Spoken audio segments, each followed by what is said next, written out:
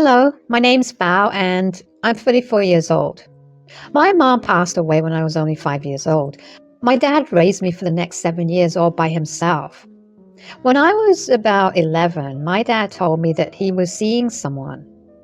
I was a child and I didn't really care much for it. When I turned 12, Dad introduced me to his girlfriend and told me that they were going to get married soon. First thought that I had was that his girlfriend was really young.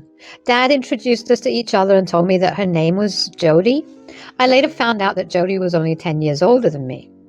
I remember I was a little freaked out by such a short age gap between us, but I eventually stopped caring about it. Jody and I didn't have the best relationship. She was overbearing and she kept trying to be my mother. I tried to talk to my dad about it, but he thought that Jody was right. I didn't like it, and as soon as I turned 18, I moved out. Although I did move out, I still had a really good relationship with my dad. We would go out to get lunch every other weekend. I remember initially Dad would try to get me to involve Jody in my life, but when he saw I wasn't budging, he dropped it. Although he would tell me about how much he loved Jody in the hopes that I would come around to liking her because he loved her. I was doing pretty great in my life, though. I managed to get a job at this reputed firm right out of college. I wasn't rich, nor was I living paycheck to paycheck. I was living comfortably. I had started saving right from the start, and in a couple of years, I was doing amazingly. When I was 28, my dad got into a freak accident and ended up passing away.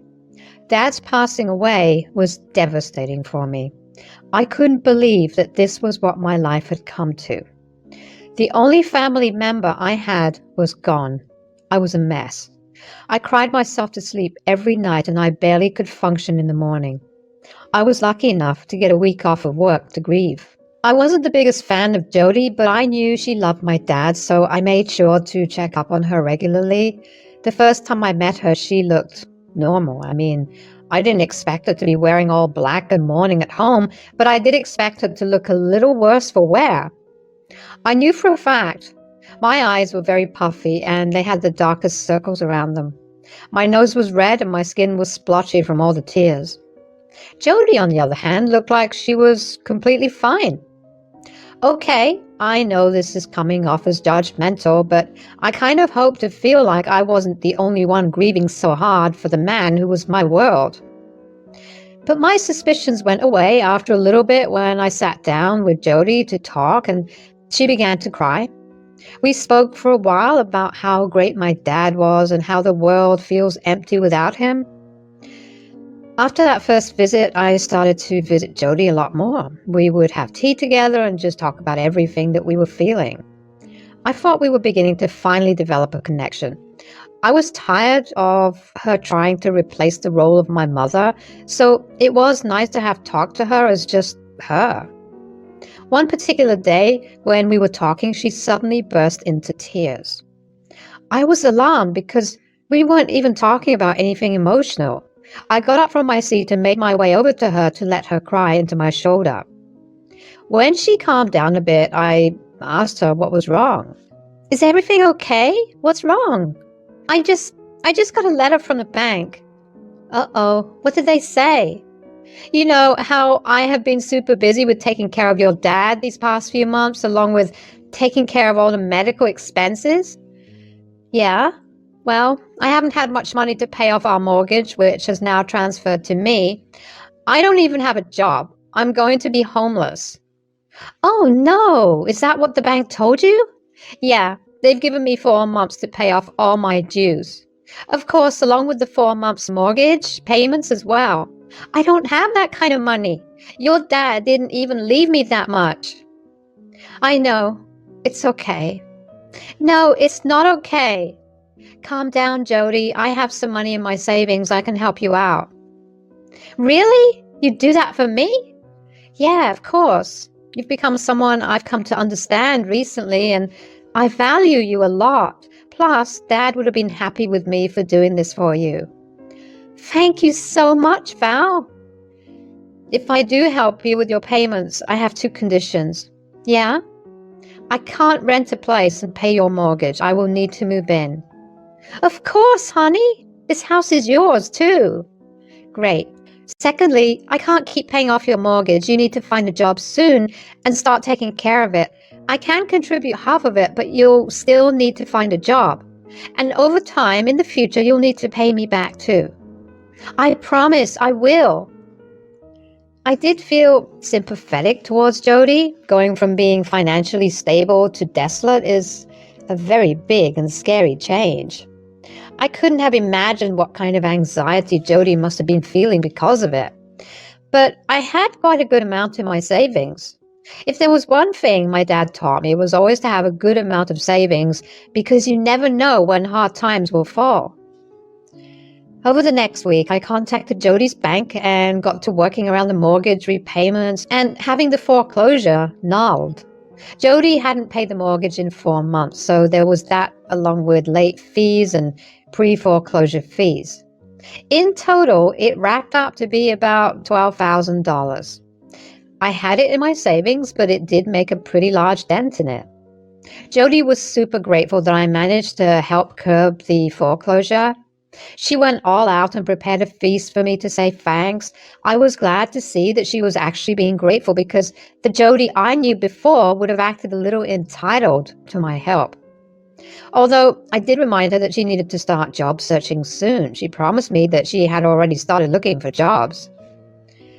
I also moved in with Jody. It was pretty interesting to live with her again. Jody was a lot more demanding than I remembered her being, but I didn't mind that. She was just demanding that the house be spotless, although she did try to get me to be that way about my room too, but I put her in her place by telling her that my room was mine, and I liked it the way it was.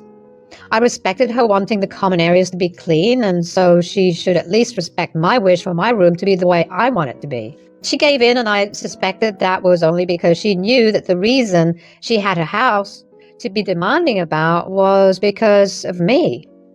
We did have tiny spats every once in a while, but for the most part, it was good to live with her. Slowly but surely, the weeks turned into months and the months into years. After a year passed, I began to be frustrated with Jody for not finding a job. She kept telling me she was searching for one, but I never saw any results. Hell, I didn't even hear her mention having an interview even once. I confronted her about it, and she got very defensive. Jody, I don't mean to be that way, but when are you going to get a job? Do you think I'm not trying? No, that's not what I meant. It's just been a year since you promised me, and I just need to have a definite time for how long I have to keep paying the mortgage.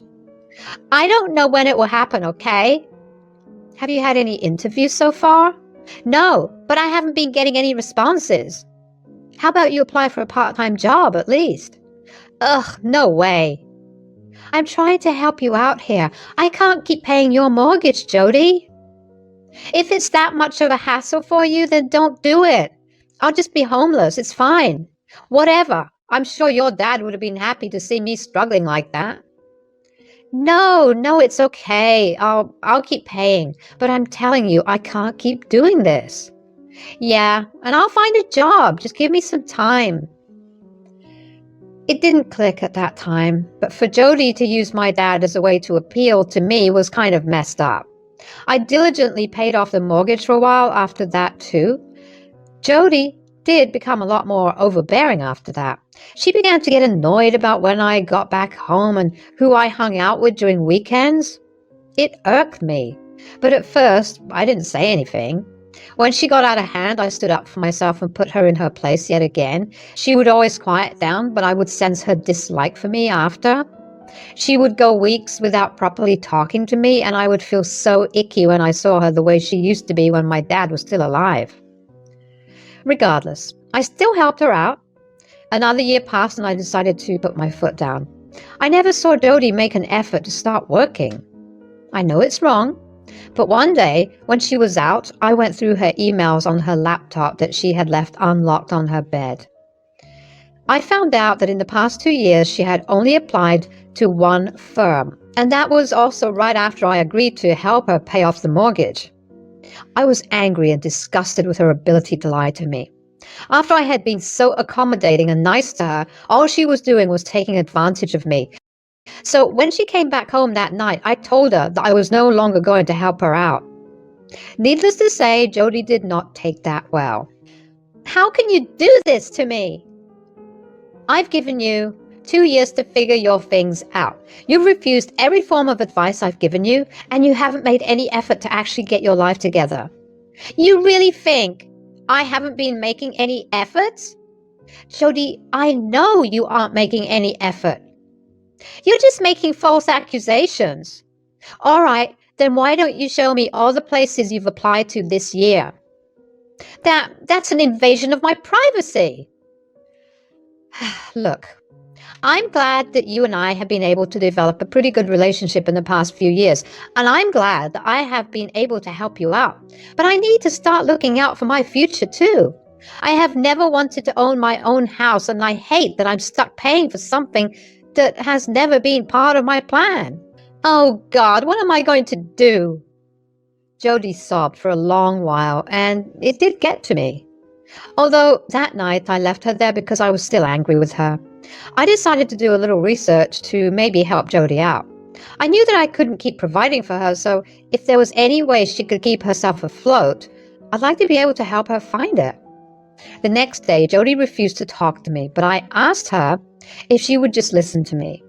I informed her that she should file for bankruptcy so she could get an extension on the loan payments and even get time off from paying it for about 5 years. Jody finally acknowledged me and asked me if I could help her out with filing the paperwork. Of course, I told her that I would help her, and we spent the next few weeks getting everything approved. Once Jody was free of her mortgage payments for the next 5 years, I told her that she still had to get back on her feet once again. Jody coldly told me that she had things under control now and asked me to move on. Well, that hurt. But I guess that was what happened when you stopped letting someone use you. I moved out within the next month and I was doing good once again. My finances were back on track. I was able to get a promotion at work about 2 years after I moved out from Jody's place, which allowed me to save even more money and even make some big investments.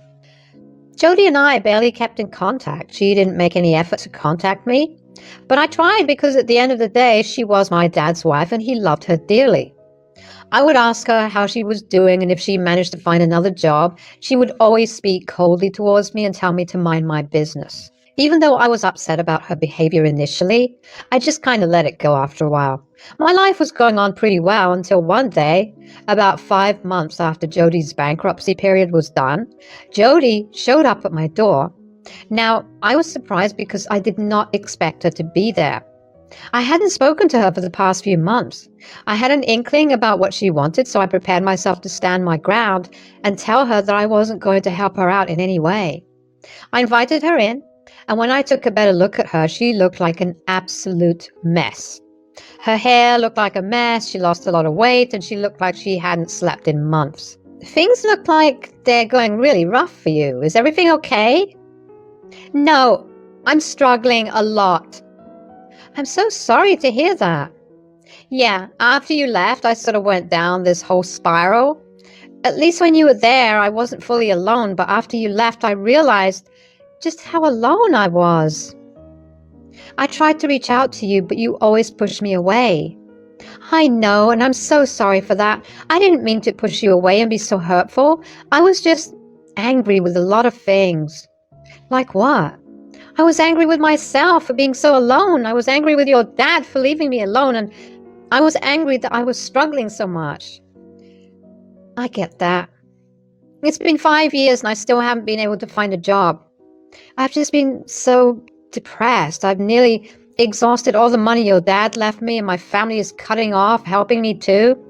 I tried to explain to them how I've been feeling, but they simply won't understand. In fact, they won't even listen to me. Oh, Jody, I didn't know you were struggling this much. And I hate constantly coming back to you. You've done the most for me, but if there's any way... I was torn. On one hand, I had made up my mind to not help Jody, but on the other hand, this was a woman who was struggling. I knew firsthand what depression could do to someone. I empathized with her. Before I knew it, I was telling Jody that I would help her again. Jody cried in joy and thanked me profusely. I was happy that I could help her out. I understood what she was struggling with, and I was never someone to leave someone stranded when they were clearly suffering. The next week, I was once again at the bank figuring things out for Jody. Turns out this time she hadn't made her mortgage payments for 5 months. I wondered why she didn't get her mortgage readjusted and maybe just reduce the monthly payments, but I just rationalized it by thinking that she was suffering too much to think clearly.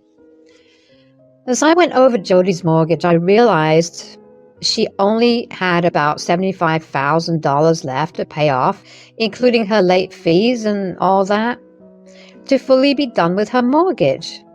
Now, in the past 5 years, I had saved a lot more money, and I definitely had that amount in my account.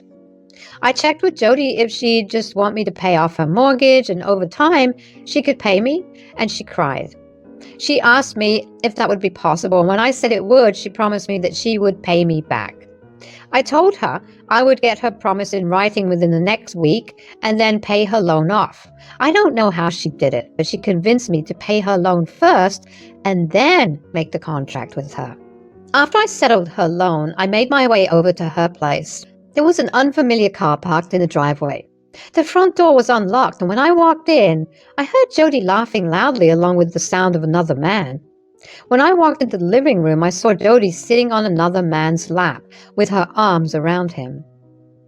That made me feel icky. Just a week ago, she was telling me about how much she had loved my dad and how she would never be able to get over him. She told me that my dad would have been very proud of me, and in general, she kept bringing up my dad. Looking back, that was probably her way of emotionally blackmailing me into paying off her loan. When Jody realized I was standing there, she laughed and pointed at me while she spoke to her partner. "Darling, look, that's the girl I was telling you about. She's the daughter of the man from whom I got this house. I tricked her into paying it off, and now we can live here happily." "What? What are you talking about?" "Oh, don't tell me you're really that stupid. You really think I couldn't get a job?" "I knew you could, and that's exactly why I stopped paying for you the first time around." "Oh, right. I put on that whole act and got you to pay it off."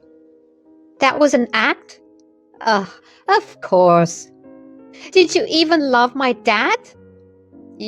God, no. I just needed the money because I did not want to work. I was tired of constantly being tired, so I married an older man with money. Man, I really hoped he'd live longer. You are sick. I can't believe I helped you out for so long. I can't believe my dad fell for you. Do you even know how much he loved you? Yeah, I don't care. Say what you want. At the end of the day, I own a house, and that's all I care about. Plus, I get to live with my boyfriend here. I stormed out of the house. I felt my tears running down my face, and I wanted nothing more than to hurt Jody. How could she do something as vile as this? I knew I couldn't let Jody win that easily. I knew just how to get her off of her high horse. You see, since I was transferring a large amount, my bank was holding the money for a day to give me the opportunity to cancel the transaction. Jody didn't know about this, and if she had actually been smart enough, she would have waited to reveal her grand scheme. I was grateful she was stupid. I really was. I called my bank and canceled the transaction. I then blocked Jody's number and blocked her from all of my socials. I made sure that there was no way for her to reach me. I knew it would take another month or so for her to realize that the mortgage payment was not done, so I decided to move as well. I was hurting, but at the same time, I was glad I was able to give Jody a taste of her own medicine. I hoped that she would face the worst consequences, and from what I found out later, Jody's house did get foreclosed. I heard from various mutual friends and connections that she's been couch surfing for a while now. Her boyfriend left her, and she has no income as yet. She tried to badmouth me, but quickly realized that no one was siding with her. In fact, a bunch of them reached out to me to check on how I was doing. I felt like I had vindicated my dad by denying her the opportunity to own his house. I've learned to never let anyone use my emotions to appeal to me. People are crappy and will never miss out on an opportunity to use you. I've learned to let go once I've already been burnt because people rarely ever change. In a way, I guess I'm grateful for this experience. I will continue to live happily and I will honor my dad's memories without letting them influence anything I do. Thanks for listening.